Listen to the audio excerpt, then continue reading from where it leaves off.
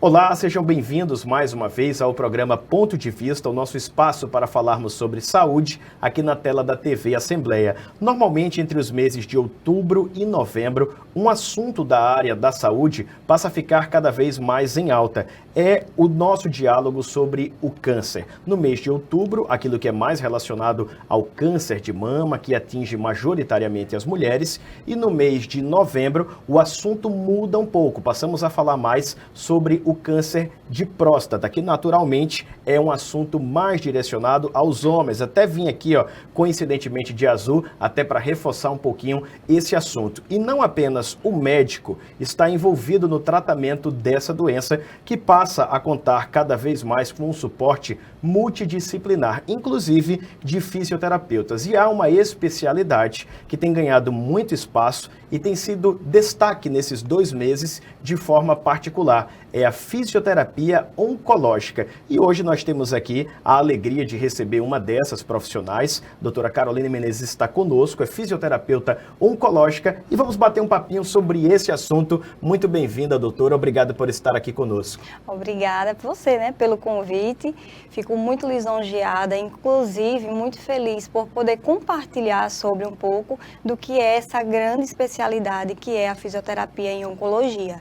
Ela foi reconhecida pelo Conselho Federal de Fisioterapia no ano de 2009, mas aí ainda é pouco falada, ainda em pouco campo relacionado a outras especialidades já existentes dentro da fisioterapia, mas é uma área muito promissora. Promissora pelo infeliz número crescente de casos de câncer que vem acontecendo, tanto no Brasil quanto no mundo. Interessante que já há aí 14 anos de reconhecimento. Eu, particularmente, há pouco tempo, foi que tomei conhecimento de que havia um profissional da fisioterapia especializado nesse tipo de atendimento. Normalmente, quando a gente fala de fisioterapia, lembra da recuperação de trauma, de uma lesão, e durante a pandemia, esse profissional acabou ficando em alta também nos cuidados respiratórios com os pacientes que ficavam internados em decorrência da Covid. Agora, como é esse trabalho do fisioterapeuta oncológico? Você faz a especialização, é fácil conseguir isso, é pelo mestrado, como é que é?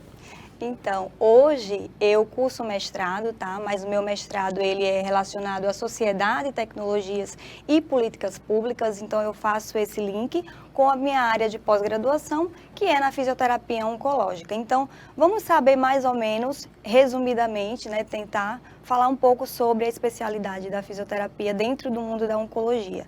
Então, se a gente entender as especificidades que é do diagnóstico e do tratamento, a gente automaticamente aguarda e espera que esse paciente evolua com algumas disfunções. E o que a gente fala sobre disfunções de maneira geral?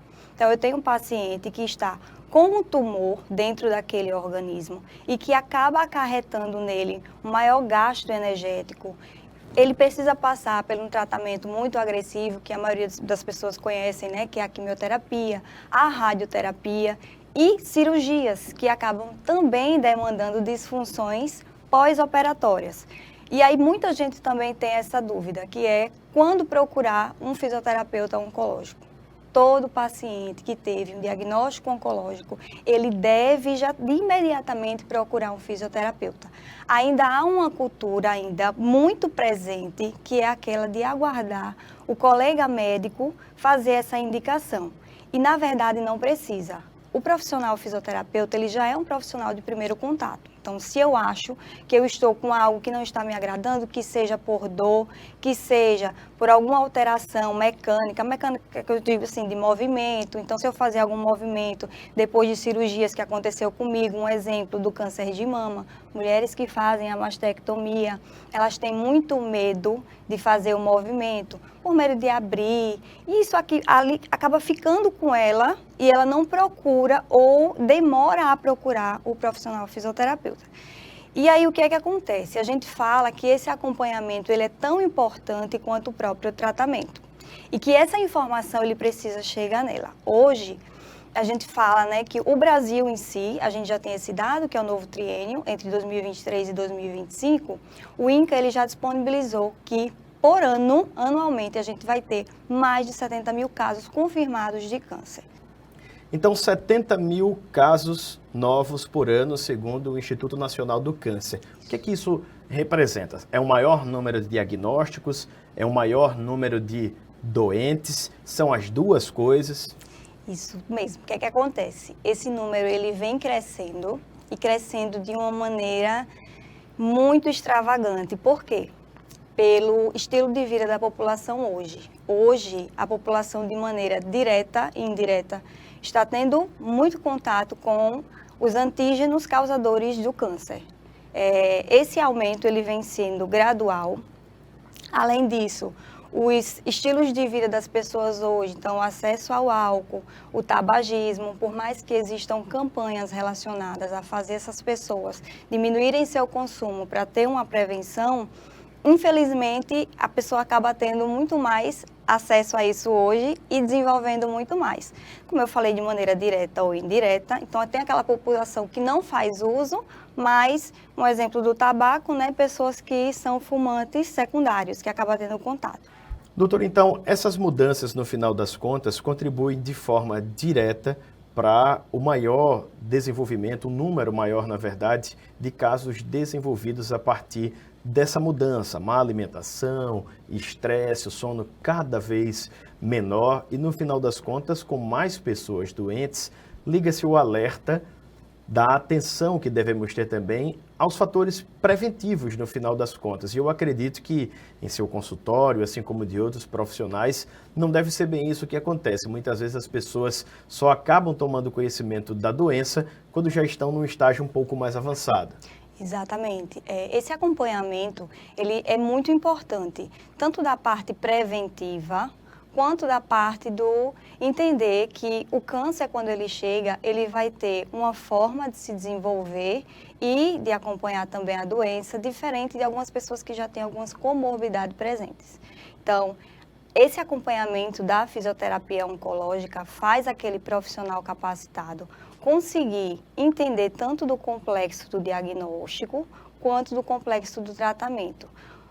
Alterações advindas do que podem vir a acontecer somadas às comorbidades que já existem com eles. Então, fatores relacionados à hipertensão arterial, ao diabetes, estilos de vida, inclusive, e o maior e mais impactante de todos, que eu acredito que seja, é o acesso ao tipo de tratamento. Então, assim, isso faz muita diferença em como aquele paciente vai receber o diagnóstico em tempo hábil, conseguir desenvolver um bom tratamento, até porque é de extrema importância que eu faça o acompanhamento junto com a nutricionista, que eu faça o acompanhamento com a psicóloga, não só para aquele tratamento in loco. Pensar que aquele paciente é muito mais do que um tratamento, no caso, pensar nele nos sobreviventes. Fala-se muito também sobre os índices de sobreviventes. Hoje morre menos pessoas de quando foi descoberto o que era o câncer e até conseguir começar a entender um pouco de como tratar, certo? Só que se eu falo que existem mais sobreviventes,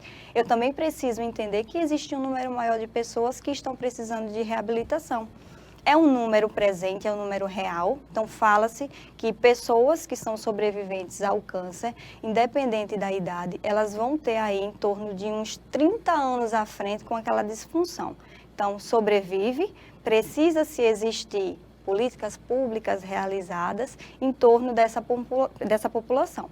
Então, vamos falar sobre os números daqui do estado de Alagoas, certo? A gente tem os números disponíveis no site do INCA e esse número que traz dentro dessa estimativa é que o estado de Alagoas traz em torno de 7 mil pessoas que estão descobrindo, né, o diagnóstico do câncer. Então, novos casos. Novos casos, isso, novos casos de câncer. Mas aí, se a gente fizer um cálculo básico do próprio sistema que já tem disponível esses dados anteriores, o estado de Alagoas ele obteve mais de 26 mil casos de câncer confirmados nos últimos 5 anos.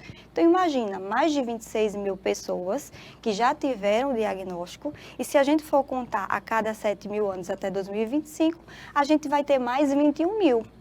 olha a quantidade de pessoas e quantas delas conseguiram ter acesso a uma reabilitação de maneira funcional.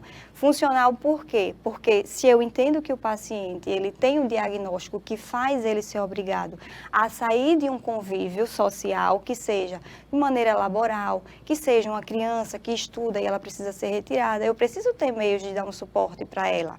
Entender que se eu não reabilito, ela demora mais a voltar para o meio da sociedade. E dentre isso, vem outras comorbidades associadas. Então, estudos que relacionam o estresse maior nesse tipo de pessoa, o perfil relacionado à depressão também é muito associado a essas pessoas e falando-se de pessoas adultas, né? Porque dependendo do tipo de câncer, existe aí também idades específicas que acometem pessoas. Então, vamos falar aí da mama, que passou, né? O outubro rosa, e de próstata, que a gente está entrando agora. Relacionado a essas duas idades, mulheres jovens, né? A cada ano vem aumentando esses dados. Antes, dizia-se que em torno de idade de 50 e 60 anos tinham maiores números. Hoje esse número ele está diminuindo, perdão, não o número diminuindo, mas a idade está diminuindo, né? Então, mulheres mais jovens estão aparecendo com o câncer de mama. E isso é muito preocupante por quê? Porque foi um dado também, que ele foi feito dentro de um estudo para se entender quantas pessoas estavam dando entrada no INSS, ou seja, é um direito que foi adquirido pela população, sobre ter acesso a meios, né, financeiros para dar esse suporte, e tiveram mais de 150 mil pedidos de auxílios financeiros relacionados ao INSS. Então, vamos pensar, se eu tenho uma pessoa que teve um diagnóstico, que foi retirada, está precisando desse auxílio financeiro, que na prática ele exige muita paciência e burocracia, então tem pessoas que saem com seu diagnóstico, dão entrada, mas não recebem em tempo hábil. Então ela fica desassistida. E isso também é um problema para ela chegar e ter acesso a um serviço de qualidade de saúde. Hoje, aqui no estado de Alagoas, a gente tem as unidades de tratamento, né, do serviço público. No entanto, infelizmente, não conseguem atender uma demanda de maneira tão eficaz assim, né? Ficam superlotadas. Então, existem aqueles exames demorados. A gente tem as leis, né? Lei de 30 dias, que é quando o paciente tem 30 dias a partir do momento em que ele desconfia que tem aí um diagnóstico de malignidade. E a lei de 60 dias. Então, eu tenho 30 dias para descobrir, ou seja, ter acesso a exames que venham me confirmar, né? Exatamente, e a lei de 60 dias, que eu tenho 60 dias após a confirmação desse diagnóstico para eu começar a fazer esse tratamento. Na prática, ainda não funciona assim. A gente ainda tem muita gente que demora. Isso vai impactar diretamente nas disfunções, impacta no afastamento desse colaborador, dessa colaboradora, impacta diretamente também nos índices de mortalidade, porque isso é um fator extremamente relevante para fazer com que pessoas continuem sobrevivendo. A partir do momento em que eu suspeito que estou com câncer e procuro o consultório do fisioterapeuta oncológico, como é esse contato inicial, essa anamnese, a primeira conversa feita ali durante esse atendimento? Então, Arne, como é que a gente normalmente aborda esse paciente? A primeira coisa, né, a gente pergunta qual foi o diagnóstico que ele teve, certo? Então, assim, em quase 100% dos casos, eles não chegam com uma finalidade de prevenção. Eles chegam já com o diagnóstico positivado. E aí ele fala, o meu diagnóstico, eu tenho um tumor, tá, na região de cabeça e pescoço. Eu descobri um câncer de mama e eu vou precisar passar pela cirurgia. E aí, o que a gente faz? Primeiro que tudo, a gente faz uma anamnese para saber, para entender, né, há quanto tempo que ela já vinha desconfiando, em que pé ela está, se está no início do diagnóstico, se ela já começou o tratamento, em qual fase, por quê? Porque ela pode ter que passar por uma cirurgia, ela pode ter que passar pelo tratamento sistêmico, que no caso é a quimioterapia, tem a radioterapia, que ela, mesmo que localizada, ela vai trazer aí uma modificação muito grande no tecido, que acaba reduzindo, trazendo dor para essa mulher, gera radiodermite, então gera queimadura. Tudo isso são informações que a gente passa no momento da consulta, dizendo o seguinte, ó, se já passou, tá no exemplo, tá? Ela tá no momento do tratamento de quimioterapia. Então, eu vou chegar para ela e vou dizer, ó, tá sentindo muita fadiga? Porque é algo que a gente já espera, a fadiga oncológica. O paciente que já está com o diagnóstico cancerígeno, ele vai ter já uma fadiga muito importante, porque só o tumor já está dentro do corpo dele, já está puxando muita energia daquele paciente. Então, ele nem começou o tratamento, mas já está se sentindo muito cansado. E em sua maioria também, essas pessoas são sedentárias. Então, trazer ela para uma prática de atividade física é outro desafio. Por quê? O diagnóstico, ele gera muita consumo de energia, o próprio tratamento, então as quimioterapias que são divididas em ciclo, pode trazer a esse paciente náuseas, vômitos, diarreias, pode trazer alterações sanguíneas que fazem esse paciente se sentir muito cansado, ele se sente febril por conta de mudanças, né, mielotóxicas, porque o próprio tratamento ele é muito agressivo. Então, nessa hora da avaliação da fisioterapia, eu já vou deixando ele consciente de que tudo isso pode acontecer e de que nós da fisioterapia, a gente consegue ajudar ele muito com nossos recursos. Então, é muito mais que um exercício. Hoje a gente tem recursos relacionados à fotobiomodulação, que é o laser, porque, em especial, pacientes que têm câncer de cabeça e pescoço, no momento do tratamento que eles fazem junto, tanto a medicação, que é a quimioterapia sistêmica, quanto a radioterapia, a gente chama de mucosite, que é uma alteração na mucosa oral, que ele vai acontecer devido à quimioterapia, à medicação. Por que acontece? Porque essa medicação que os pacientes fazem de tratamento quimioterápico, ele tem essa especificidade de atacar células que se originam rapidamente, que é a célula cancerígena. No entanto, o nosso corpo, naturalmente e de maneira sadia, também produz células que se originam rapidamente. E uma dessas células é as células do cabelo e as células da nossa mucosa oral. Por isso que o cabelo do paciente cai na hora que ele está fazendo a quimioterapia e por isso que pode acontecer da boca desse paciente estourar. A fisioterapia, ela entra com esse recurso de aplicação de laser que acelera o processo, né, de cicatrização, acelera no processo de analgesia. Então, para esse paciente conseguir voltar a comer, a fisioterapia é essencial. Então, esse acompanhamento antes do diagnóstico, para ele entender o que ele já pode começar a fazer para reduzir o impacto desses efeitos colaterais da quimioterapia, da rádio, enfim, do tratamento oncológico, durante e após. Chega muita gente após? Infelizmente, a maioria também. Por quê? Porque só chega lá para a gente quando uma disfunção está muito grande. Então, está sentindo muita dor na região do braço, tem o linfedema. Por quê? Porque pessoas que têm o diagnóstico de câncer, às vezes acontece de descobrir um pouco mais tardio e aquele câncer acometeu os linfonodos que estão próximos. Os linfonodos, para quem não sabe, faz parte do nosso sistema de proteção. E aí, ao atingir aquele linfonodo, eles precisam ser retirados, assim como o tumor. Só que quando a gente tira, a gente lembra também que vai ter um sistema ali, uma região daquela parte, que vai parar de ser assistida. Então, eu estou passando o líquido linfático, aliás, o líquido linfático continua passando e não está mais sendo filtrado como antes. E a fisioterapia, ela faz com nesse segmento, ela faz a terapia compressiva, tá? Existem técnicas específicas, não é aquela meia elástica que a gente consegue encontrar em farmácias, são coisas específicas, existem protocolos específicos que o fisioterapeuta oncológico entende, né, já alerta aquele paciente que vai chegar lá apresentando tais diagnósticos. Lembrando, o linfedema, ele não aparece só em mulheres que tiveram câncer de mama, tá?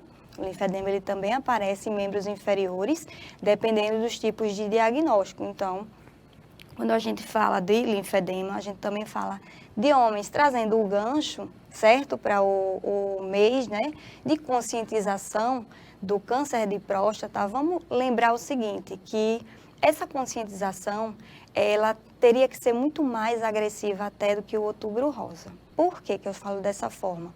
Porque hoje existe sim a Política Nacional da Saúde do Homem, mas são números muito claros que homens procuram menos o serviço médico do que mulheres, bem menos. Consequentemente, homens morrem mais do que mulheres, e principalmente se tratando do câncer. A mortalidade de homens é muito maior, e não é só um número nacional, não, é um número mundial. E aí a gente traz esse fator de novo dos sobreviventes. Então câncer de próstata, fui lá, fiz meus exames, está tudo certo. Fui lá, comecei a notar que eu estou com uma perda de urina, estou começando a notar que eu estou sentindo um pouco de dor, vou investigar. Consegui investigar, positivei para malignidade, certo, um câncer de próstata. Primeira coisa que esse homem ele precisa ter consciência é de que, ainda tratando, ele vai acabar apresentando, ou em algum momento, ainda que seja tardio, ou em sua maioria dos casos, uma disfunção erétil, junto com a incontinência urinária. E isso afeta diretamente a qualidade de vida daquele homem, né? A gente tem o fator psicológico que todo esse processo acaba acarretando, né? Muito, muito. A gente tem um tabu muito grande para conversar sobre isso, certo? Os homens acabam se fechando, muitas das vezes associam, né, digamos que de maneira leiga, o tratamento à forma apenas medicamentosa, ou se fecham aquele diagnóstico e vou me fechar naquela limitação, não vou procurar serviço médico. Então, assim, a importância de ter esse acompanhamento desde o começo com a fisioterapia, ela já vai deixar claro que a gente consegue tratar? Consegue sim, porque além dessas duas disfunções, a gente consegue também ver nesse homem evoluir para um linfedema de pênis e de escroto. E isso é tão natural, mas pouco se fala, pouco se discute. Né? Falar que há muitos sobreviventes de câncer de próstata é legal, mas melhor ainda vai ser deixar eles conscientes de que pode acontecer essa situação, de que tem tratamento e que ele deve falar e que ele deve procurar o profissional especializado para tratar esse tipo de condição. E o diagnóstico precoce, no final das contas, é fator preponderante, não apenas para aumentar a resolutividade do caso, as possibilidades de cura, a melhoria da própria qualidade de vida, como também para definir até que a pessoa possa ter essa sobrevida cada vez maior e mais sadia no final das contas. Isso vale não apenas para o câncer de próstata ou de mama, mas para qualquer doença, qualquer patologia, qualquer problema no final das contas, não é? Com certeza mesmo. E assim, há ainda também uma dúvida em maiorias também, que eles pensam o seguinte, mas eu fiz uma cirurgia, dando exemplo, tá, de mulheres, fiz uma cirurgia de mastectomia, comecei a fazer essa reabilitação, tive bons ganhos, porém ainda existem situações que me fazem permanecer com esse acompanhamento fisioterapêutico. Eu vou passar o resto da minha vida fazendo fisioterapia? Então, é uma dúvida frequente, mas que a gente sempre deixa bem claro. Cada diagnóstico é único, cada tratamento ele é único. Cada caso é um caso. Cada caso é um caso. E a gente tem que fazer de uma maneira com que aquele paciente não fique nem cabisbaixo, pensando que vai ter que realmente continuar uma vida inteira ali. Não, a gente trabalha para conseguir dar alta para ele, mas deixando bem claro que essa alta, apesar de não estar dentro do consultório com a gente, ele vai ter que dar continuidade lá fora. Então, que seja fazendo uma musculação na academia, que seja com a rotina diária de fazer uma caminhada intensa, seja também dentro de um pilates. Então, são coisas que ele vai continuar fazendo, ele precisa continuar fazendo, até porque é uma manutenção, certo? Mas não esquecendo de que o mais importante ainda é fazer isso de maneira muito mais antecipada. Porque se eu pego ele logo no comecinho, no diagnóstico, a gente já consegue se antecipar para coisas que podem acontecer. Pode ser que não aconteça também? Pode, mas é muito melhor que eu me previna, porque mais fácil é tratar no começo do que chegar a algo e já se alastrou. E isso serve para tudo também. É uma questão cultural, no final das contas, porque, infelizmente, apesar dos benefícios que o SUS nos proporciona, temos de ser sensatos e reconhecer que não é fácil conseguir um atendimento na rede pública de saúde. Você não chega no médico hoje, tentar, na verdade, né, a consulta com o médico hoje e consegue hoje mesmo. Tanto é que existe a lei dos 30, 60 dias para determinadas patologias. E por vezes você demora um tempo muito maior e infelizmente há pessoas que morrem esperando.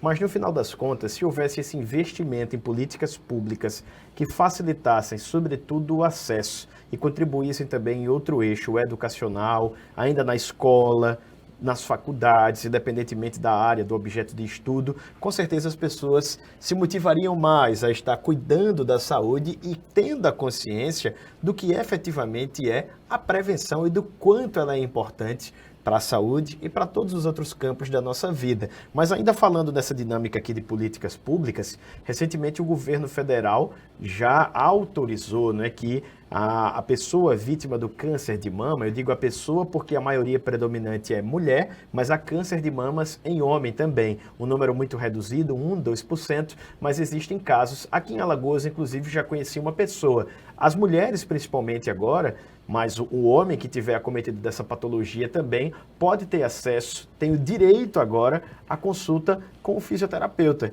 E isso pode ser considerado um grande avanço, não é, doutora? Com certeza. Dentro da parte de políticas públicas, o pessoal, né, todo o público que teve diagnóstico do câncer, ele tem tido ganhos, né, e evoluções e atualizações dentro dessa parte de políticas públicas. E aí, como você acabou de falar, né, teve esse direito agora, na verdade, há muito tempo, desde o ano de 99. Já tem a prótese, né? Já tem. Então, no caso, é a lei para ter acesso à reconstrução mamária. Por quê? Por muitos anos foi só visto por essa forma. Então, vamos procurar uma cura, vamos procurar aumentar os sobreviventes, diminuir essa mortalidade. Mas pensar que essa mulher, ela continua uma vida que seja socialmente falando e que essas alterações vão atingir diretamente a qualidade de vida dela. Essa lei, a partir do ano de 99, desde já, né, ela começou a ser atualizada ao passar dos anos. Então, primeiro foi garantido que ela conseguisse fazer essa reconstrução mamária, se for possível, porque tem fatores determinantes, se elas conseguem, logo no momento da cirurgia de mastectomia, fazer essa parte de reabilitação, no caso, a cirurgia de reconstrução mamária, e com o passar do tempo foi fazendo essas alterações. Então, além de fazer a cirurgia na mama afetada, hoje ela pode fazer na mama contralateral, hoje ela pode fazer também a troca dessa prótese e hoje, né, a gente também vê esse acompanhamento multi, que ela precisa e que tem que ser reafirmado todos os dias para que ela tenha garantia, porque não é só porque fez a cirurgia que ela vai ficar bem, não, pode acontecer várias coisas. Pode acontecer que a gente chama, né, de uma aderência muito grande cicatricial, ou daquela aderência ser relacionada à prótese, ou até o próprio corpo fazer uma rejeição daquela prótese. A fisioterapia, ela está desde o momento, né, então durante o pós-operatório imediato, a fisioterapia também está lá, e no pós-operatório, no caso em diante, certo? É importante que todo mundo saiba que essas evoluções dentro do campo de políticas públicas, elas fazem muita diferença para muita população, né? Não só, lógico, para as mulheres relacionadas ao câncer de mama, mas você conseguir garantir que aquela pessoa volte a poder frequentar outros locais, isso daí é impagável, entendeu? E você conseguir participar desse processo, isso é também muito gratificante. Melhora a vida não só do paciente ou da paciente, mas da família. Se ela tem a condição de ser reinserida no ambiente de trabalho, melhora a economia e, consequentemente, quando a pessoa está bem, ela promove o bem também para a sociedade. Por isso que o nome é bem claro, né? Política pública. Exatamente. Vale para todo mundo no final das contas e é uma conquista. A gente torce, né, para que avance lá na Câmara e isso possa ser implementado o quanto antes, garantindo esse direito para quem merece. Doutora, e já que no finzinho da nossa entrevista. Passa rápido, meia hora, né? A gente vai ter que marcar de novo para atualizar os outros pontos. Eu queria facultar aqui para que você mandasse seu recado para a nossa audiência, deixasse seu arroba lá do Instagram, caso alguém queira tirar alguma dúvida. Pode falar aqui na sua câmera exclusiva. Tá, joia. Então, eu já gostaria de agradecer, desde já, esse momento tão importante para a gente conversar sobre a especialidade da fisioterapia oncológica, convidar os colegas, aqueles que ainda estão estudando, a pessoas que já são formadas, também para investirem, pois é uma área que demanda muito cuidado, a gente tem muitas pessoas precisando dessa atenção. O meu contato para quem tiver dúvidas, para quem querer discutir também, falar sobre novidades dentro da área. Eu tenho o número de WhatsApp, que é o 829-8744-8708, e eu tenho também minha rede social Instagram, que é o @fisioterapia oncológica MCZ. Podem estar em contato que eu estou disponível. Mais uma vez, muito obrigado pela sua colaboração. Tá aí o recado para quem quiser tirar alguma dúvida, pegar mais informações, quem sabe até enveredar por essa área de estudo. Tem uma boa professora aí que vai lhe dar esse suporte. E a você que nos acompanha, a nossa gratidão pela companhia. E reforçamos, caso você esteja assistindo na tela da TV Assembleia, esse conteúdo fica disponível também no canal oficial aqui da TV Assembleia no YouTube. Você entra nessa rede social, digita na lupinha, na área de busca, TV Assembleia Alagoas, vai ter uma playlist específica com o nosso programa que você pode compartilhar o conteúdo com algum paciente oncológico, com alguém que precisa saber para se prevenir mais, com colegas da sua área de estudo, enfim, dá para mandar para qualquer pessoa, é de graça e uma informação dessa de qualidade, confiável sobre saúde é sempre boa. Até a próxima!